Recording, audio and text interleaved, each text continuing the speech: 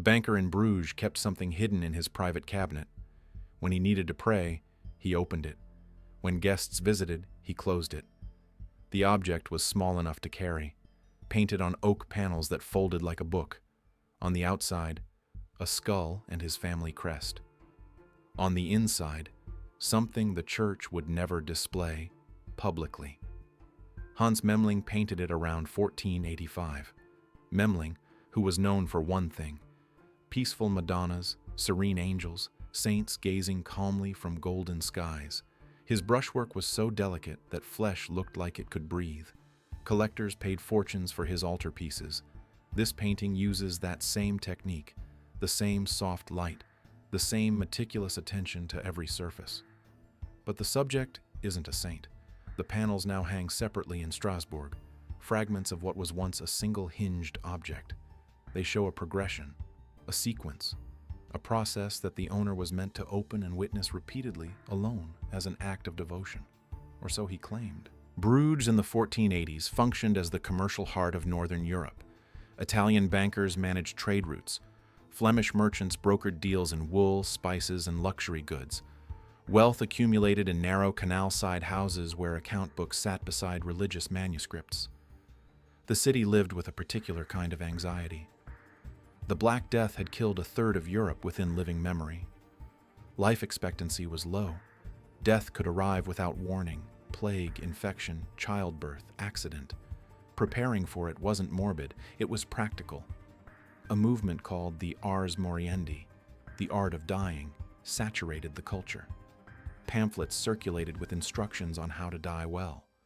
Prayers focused on the moment of death. Portable altarpieces served as training tools. Wealthy owners used them to induce what theologians called salutary fear. You scared yourself into behaving correctly. The object now in Strasbourg was one of these tools. It exists today as 6 separate oak panels, but originally they formed a polyptych, a hinged structure, likely a triptych, with double-sided wings that folded shut. The exterior displayed a memento mori skull and the coat of arms of the Loiani family. The heraldry identifies the patron, an Italian banker living in Bruges. The interior required interaction. You had to unfold the panels to see what was painted inside. The act of viewing was also an act of revealing. Hans Memling created this around 1485. He worked in Bruges, producing religious commissions for churches and private collectors. His reputation rested on a specific quality: calm. His virgins looked serene. His Christ figures radiated composure. He painted devotional scenes meant to comfort. This work is different. It contains explicit nudity, grotesque decay, biological detail rendered with forensic precision. Memling never painted this subject matter in any other surviving work. But he didn't change his technique.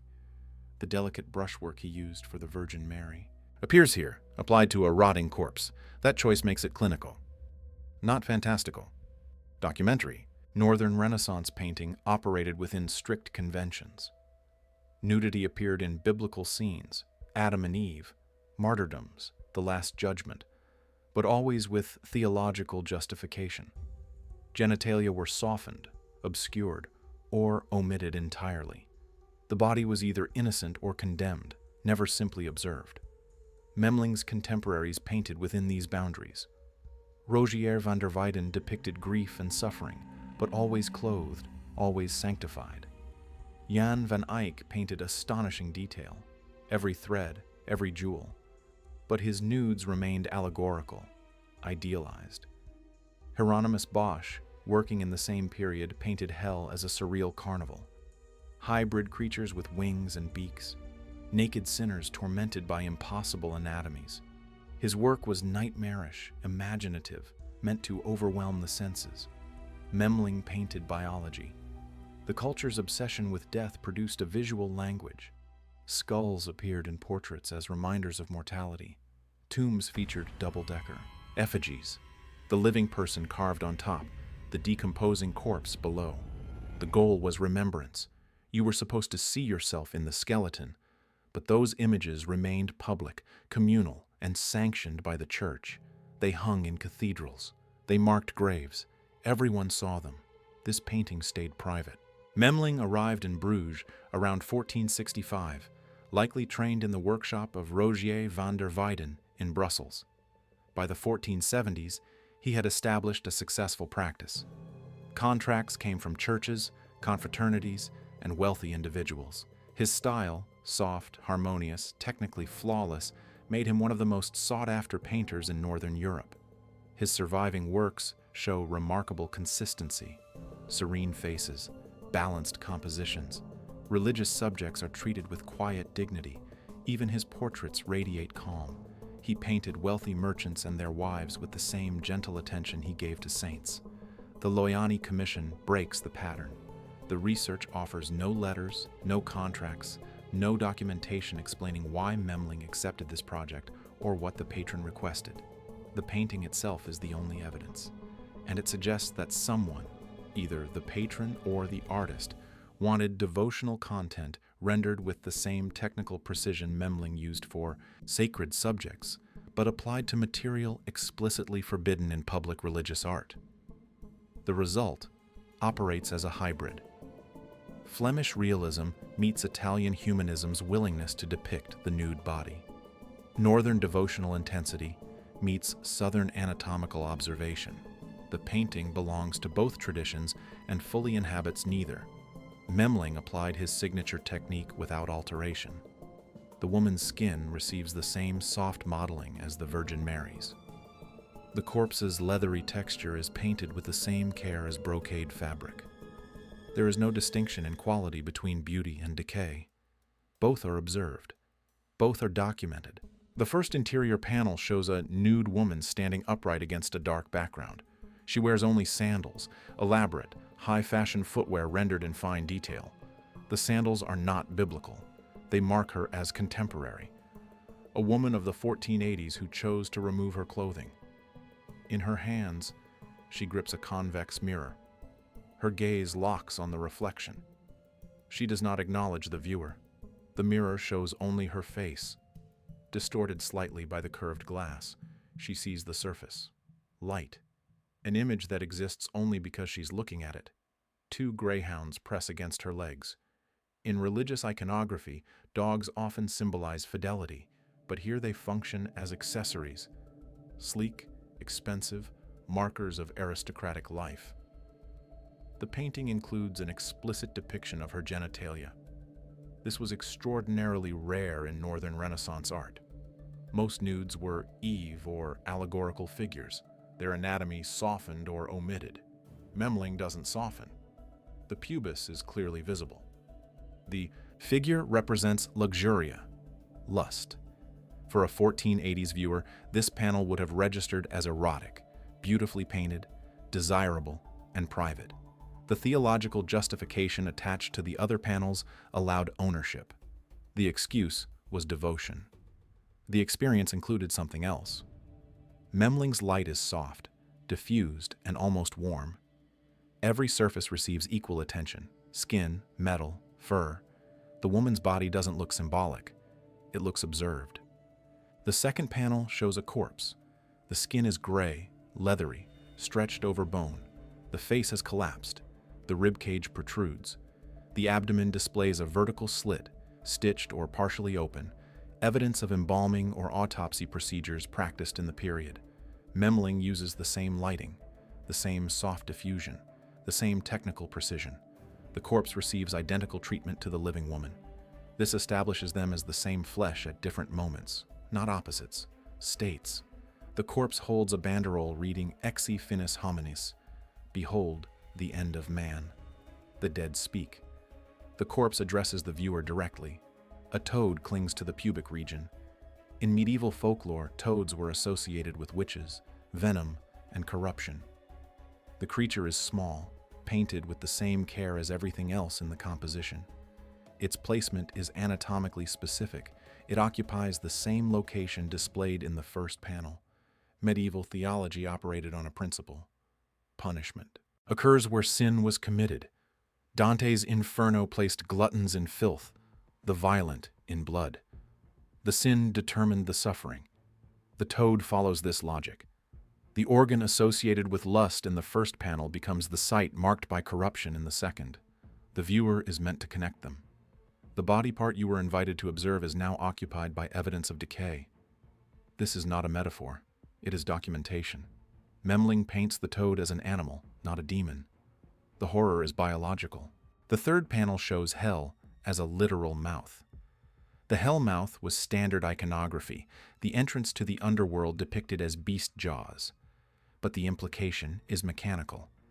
Damnation is digestion.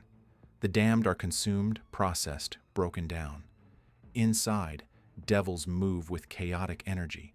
They leap, twist, gesture. This contrasts sharply with the stillness of the first panel. The woman was frozen, locked in her own gaze, unable to look away from the mirror. The devils are in constant motion. The progression across the three panels establishes a sequence. Narcissistic paralysis leads to biological collapse, which leads to violent consumption.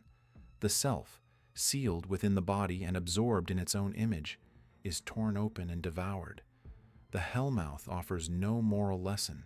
It presents a process. You aren't sent to hell. You're eaten by it. The painting's early history is silent. No letters survive describing viewer reactions. No scandal is recorded. No church condemnation appears in archives. This silence is evidence. The painting was kept private. The explicit nudity and grotesque decay made it unsuitable for public display. It remained in a cabinet, opened during private devotion. The owner controlled who saw it. The theological excuse functioned as protection.